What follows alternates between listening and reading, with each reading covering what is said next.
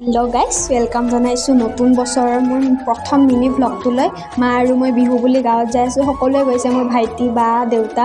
আহি পালোঁ, আহি অলপমান ৰেষ্ট ল'লোঁ। লৈ কেনে মোৰ ভণ্টিক চুনুমুনুহঁতক চাব গ'লোঁ। সিহঁতে পূৰা ডেন্স কৰি আছে, পূৰা গাড়ীত ফূৰ্তি পূৰা সিহঁতৰ তাতে বিহু নাচি আছে সিহঁতে।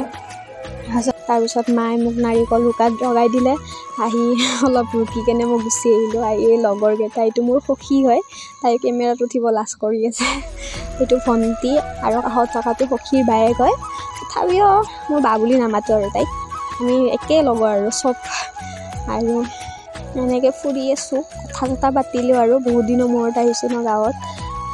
চালোঁ অকণমান ৰাতি জুই ধৰিব, সেইকাৰণে আমি গোটেই চাৰিটাই গাটা খুন্দি আছোঁ। ল'ৰাৰতে আৰু দৰকাৰ নাই, আমি গোটেইকেইটাই চাৰিটাই খুন্দি আছোঁ আৰু। এয়া মায়ে বনাইছে পেটু ভাজি, বাৰ গাহৰি মাংস, পঠাৰ মাংস আনিলে মামাই। আৰু এইজনী মোৰ মা।